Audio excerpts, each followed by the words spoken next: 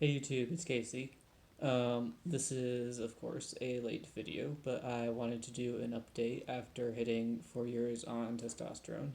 Of course, it's January right now, so this is actually going to be more of a 4.5 month update because I did not have the time to be able to do it when I actually hit 4 months.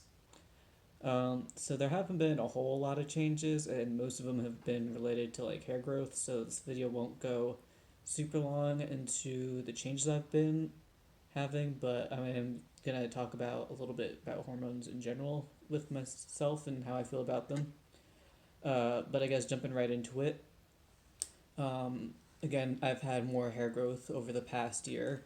The random hairs on my back are starting to fill in a little bit, and so it's like I've got like it's not so random on my shoulders. It's just like I've got hair growing on my shoulders now, and it's kind of like inching its way down. So I've got like a few random hairs popping up like below my shoulder blades. So I guess it's gonna just kind of like slowly creep its way down my back. So that's interesting. And it's also gotten longer on my toes, which still surprises me that I've got such hairy toes now. It's kind of weird. Um, and it is starting to come in on my chest a little bit more. So last year when I made this video, I talked about how I just kind of had a couple hairs down the center of my chest and a little bit around where my nipples used to be. Um, so it's still growing around where my nipples would have been, except now there's more of it spreading outwards, and it's starting to like there's like two patches there, but now I'm getting like fine hairs like around the edges, like branching out. And the small bit that I had in the middle of my chest is also kind of like gotten larger and is spreading out a little bit. And it's actually like going across the two sides of my chest as well. Because I always thought of it looking as kind of like a butterfly pattern on like some guy's chest, where it's kind of like there's like two large branches that go up like this, and then there's like kind of two smaller ones around like where the nipples are. Um, so I'm getting like the two larger branches are kind of starting to come in a little bit. Weirdly enough, it's not coming in symmetrically. I'm having more come in on the left side up top than on the right side. The right side, there's just a couple hairs, but the left side, you can like kind of see the pattern coming in. So that's kind of interesting. I would have thought it would have come in like the same on both sides, but it's not, and I don't know why.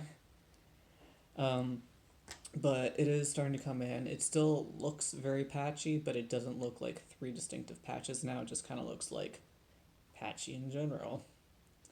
But everywhere else, the body hair appears to be like about the same. Like I haven't gotten any more on my legs or my arms or anything like that. Um, as far as facial hair, that is actually starting to come in a little bit more, like not a lot. Like I reviewed the videos from the past couple of years, and each year I talk about how much facial hair is coming in, and I didn't think that too much had started to come in, but like looking at past videos, it does look like it's starting to come in. It's still coming in slow, but it's growing a little bit faster than it used to. Um, it's been about a week and a half, getting close to 2 weeks since I shaved last. Again, I didn't shave because I wanted it to be able to show up on the video, but I do not like having hair on my face. I usually shave it off. And it's growing in a little bit faster than it used to. It's still very slow. Like for almost 2 weeks of hair, it's not much. But it is starting to come in a little bit faster than it used to, and there is more of it now. So I've got like a little bit on my chin and kind of like underneath there. I'm not really having anything in terms of like upper lip hair. Like there's a couple like fine hairs, but it's kind of strange because usually when you see guys going through puberty, like it comes in here first, and it's just like it's kind of not for me, which is just interesting. And it's growing in better along the sides. It actually goes all the way down to here now, and it's starting to come in a little bit under here, right here. And I've got like a couple of random hairs that grow on like on either side over here. But so I'll pull the camera closer so you can kind of see that.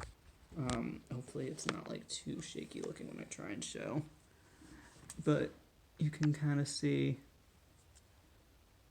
this is a weird angle, how it's coming in here, and it's coming in a little bit right here. And then this is always been the hairiest area for me is under my chin. Kind of like, it's a little dark because of the way the lighting is, but it goes about here and right here and along the sides. Maybe if I look up a little bit, I can't see the camera, but hopefully you can see. And it's pretty long, so it looks like there's more hair than there is, but it's kind of getting long.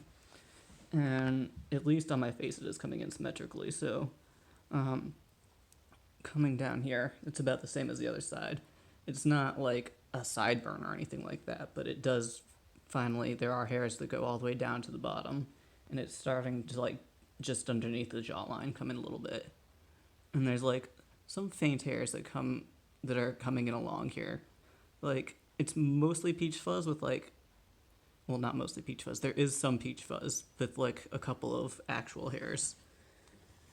So that is where my facial hair is at right now. And let's try and set up the camera. Okay, that looks decent. So that's what my facial hair is looking at 3.5, 4.5 years since being on hormones. The acne is still being acne and it's still a pain. I'll occasionally get a couple on my face, and it's usually not too bad. It's usually like one or two every once in a while. Like I had one here, and like I've got one up here right now that's kind of sore, but it's like not too often. I still have a lot on my shoulders, and it's like the hair actually is spreading down my back. So my shoulders still have a lot of acne, and now I'm starting to get some more frequently along my back, and also like just around like just below my waistline on my back. So like right above my butt. So that's like a super awkward spot to have it, but it's not super common there, luckily.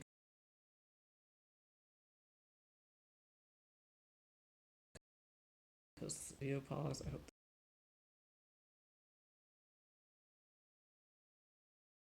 the videos. It's not like